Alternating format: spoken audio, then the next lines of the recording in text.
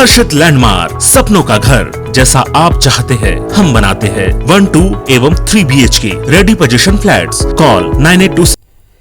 मध्य प्रदेश में उपचुनाव के प्रचार ने जोर पकड़ा है। बुरहानपुर से बीडी शर्मा ने बीजेपी के लिए प्रचार किया।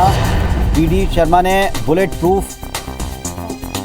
के ऊपर सवार होकर के बीजेपी के लिए वोट मांगे।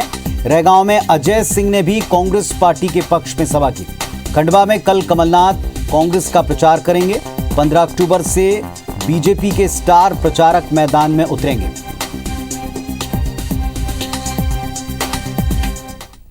तो ये बड़ी खबरें उपचुनाव से जुड़ी। चलिए अब आपको इन खबरों का विस्तार से सारी जानकारी दे दें। खंडवा लोकसभा उपचुनाव में भारतीय जनता पार्टी ने प्रचार अभियान का आगाज कर दिया।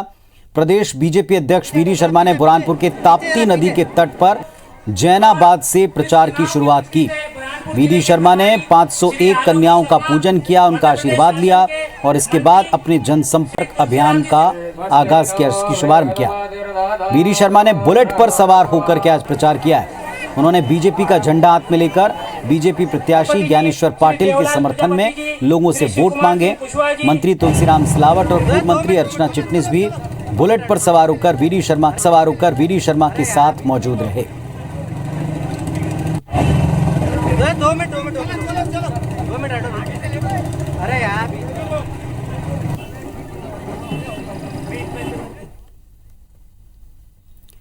मध्य प्रदेश में होने जा रहे उपचुनाव में कांग्रेस भी प्रचार अभियान में पीछे नहीं है और इसके तहत कांग्रेस नेता अजय सिंह 2 दिनों के दौरे पर रैगांव पहुंचे। अजय सिंह ने रैगांव विधानसभा क्षेत्र के हाटी में चुनावी सभा की। इस दौरान उन्होंने बीजेपी के टिकट वितरण को लेकर सीएम शिवराज सिंह पर जमकर निशाना साधा। उन्होंने कहा कि स्वर्गीय जुगल किशोर बागरी 5 बार के विधायक थे, लेकिन मुख्यमंत्री शिवराज को ये बात रास नहीं आई, इसीलिए उनके बेटे पुष्पराज को टिकट नहीं मिला। अजय सिंह ने कहा कि पुष्पराज को कांग्रेस का साथ देकर स्वर्गीय विधायक को सच्ची श्रद्धांजलि देनी चाहिए। अजय सिंह ने कांग्रेस की प्रत्याशी कल्पना वर्मा के पक्ष में वोट मांगे। तो आज नहीं आई, उनसे को पूछे क्या सोच रहे शिवराज सिंह। कांग्रेस की स्थिति बहुत अच्छी है। कोई दो राय नहीं है कि हमारा उम्मीदवार ये उपचुनाव में जीतेगा। बौखलाहट भारतीय जनता पार्टी में और इसलिए तरह तरह के हथकंडे अपनाएंगे और कितने आश्वासन होंगे ये तो अभी समय बताएगा। मध्य प्रदेश में उपचुनाव जीतने के लिए कांग्रेस ने पूरा जोर लगा दिया और इसी क्रम में कांग्रेस के आईटी सेल ने सोशल मीडिया पर एक नई मुहिम शुरू की है। कांग्रेस आईटी सेल नवरात्रि के 9 दिनों तक बीजेपी सरकार को चुनाव में पराजित करने के लिए संकल्प ले रही। नवरात्रि के हर दिन नए संकल्प के साथ कांग्रेसी कार्यकर्ता चुनाव मैदान में जा रहे हैं। अभी तक बेरोजगारी, महंगाई, पेट्रोल डीजल, रसोई गैस के बढ़े दाम, महिलाओं के खिलाफ हिंसा, आदिवासियों के खिलाफ हिंसा, इन तमाम मामलों को लेकर कांग्रेस आईटी सेल संकल्प ले चुकी है। कांग्रेस विधायक पीसी शर्मा ने कहा कि कांग्रेस नवरात्रि के हर दिन आदि शक्ति मां भवानी को याद कर बीजेपी सरकार के खिलाफ नए संकल्पों को लेकर चुनाव मैदान में उतर रही।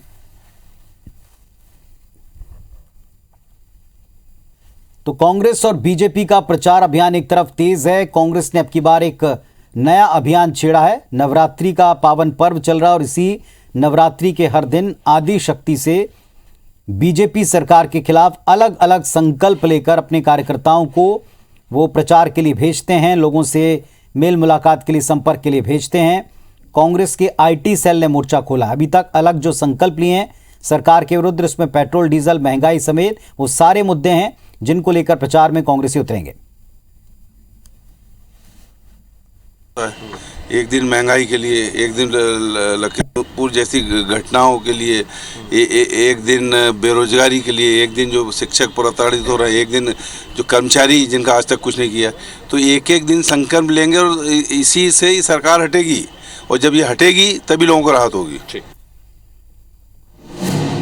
और एक बड़ी खबर आपको बता दें, मध्य प्रदेश के उपचुनाव में जो 4 सीटों पर हो रहे हैं, कंप्यूटर बाबा की एंट्री हो गई। उपचुनाव में कंप्यूटर बाबा कांग्रेस पार्टी के पक्ष में प्रचार करेंगे।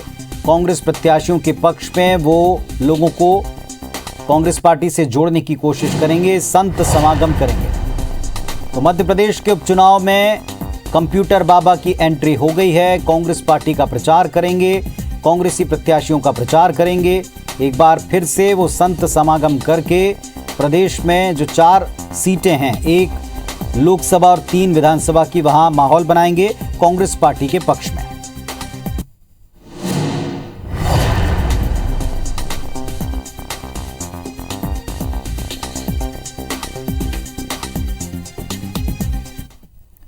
चलिए, पूरे दिन भर में कई सारी चुनावी गतिविधियां रही हैं, तेजी से आगे बढ़ी हैं, प्रचार अब तेज हो रहा है, आगाज इसका हो चुका है। हमारे सहयोगी सुधीर दंडोतिया भोपाल से जुड़ रहे हैं, सीधे उनका रुख करते हैं। सुधीर, आज दिन भर प्रचार के कई रंग दिखे, कई तरीके सामने आए और कंप्यूटर बाबा की एंट्री की भी खबर मिल गई, बताएं पूरा अपडेट।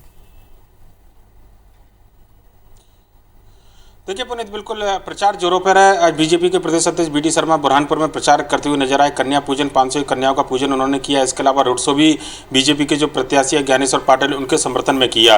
बीजेपी के स्थानीय जो नेता थे वो उनके साथ में थे। इसके अलावा कांग्रेस की ओर से भी अगर बात की जाए तो आज चुनाव के अंदर जो कमान थी वो स्थानीय नेताओं के हवाले थी। पर लेकिन 2 ऐसे नेता जो बीजेपी में, माफ़ कीजिएगा, कांग्रेस के अंदर एक पिछला जो भूत हुआ करते थे और एक भविष्य जिसको माना जा रहा है, अजय सिंह और जयवर्धन सिंह, दोनों ने आज चुनाव प्रचार में दमखम कम से कम उपचुनाव के दौरान दिखाई थी। अजय सिंह आज रेगांव के अंदर कांग्रेस की प्रत्याशी कल्पना वर्मा के लिए वोट मांगते हुए आए। हालांकि इस दौरान उन्होंने पुष्पराज बागरी को लेकर भी जरूर एक सहानुभूति को लेकर दाव खेला था और जुगल किशोर बागरी के बेटे को टिकट न मिलने के लिए उन्होंने सीधे तौर पर कहा था कि उन्हें कांग्रेस को जिताना चाहिए। इसके अलावा जयवर्धन सिंह आज मानदाता, जो कि खंडवा लोकसभा के अंतर्गत आती है, वहां पर उन्होंने प्रचार अभियान को अंजाम दिया।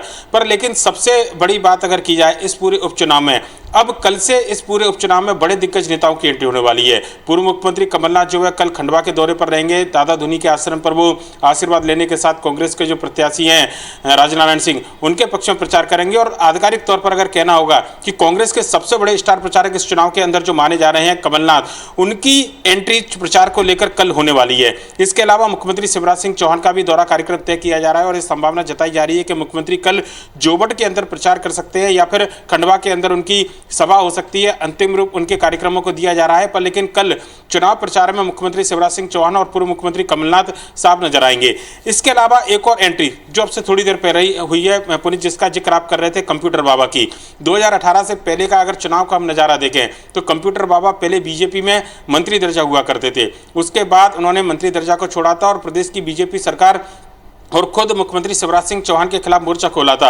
मध्य प्रदेश के अंदर उपचुनाव में संत समागम के जरिए कांग्रेस के लिए एक सॉफ्ट हिंदुत्व और धर्म का कहना चाहिए कि हिंदुत्व की जो राह थी वो कंप्यूटर बाबा के माध्यम से खोली गई थी और संतों के जरिए कांग्रेस ने ये जताने की कोशिश की थी कि मध्य प्रदेश के अंदर धर्म और जो हिंदुत्व है वो केवल बीजेपी का एजेंडा नहीं है, कांग्रेस और कमलनाथ इस एजेंडे को आगे बढ़ा रहे हैं, लिहाजा उसका फायदा कांग्रेस को मिला था। और 2018 के चुनाव में कांग्रेस को जो जीत मिली थी उसके बाद कंप्यूटर बाबा को मंत्री दर्जा दिया गया था। पर लेकिन बीजेपी की सरकार बनने के बाद जिस तरीके से कार्रवाई हुई, उस समय कंप्यूटर बाबा ने राजनीति से तौबा करने की बात कही थी और उसके बाद अचानक आज उनके कार्यक्रम तय किए गए हैं। यानी कि मध्य प्रदेश के अंदर 1.5 साल के बाद फिर से राजनीतिक दौरे जो है कंप्यूटर बाबा के होंगे और उपचुनाव में कंप्यूटर बाबा की एंट्री साफ बताती है कि एक बार फिर से कांग्रेस जो है 2018 का दाव खेलने की तैयारी में है।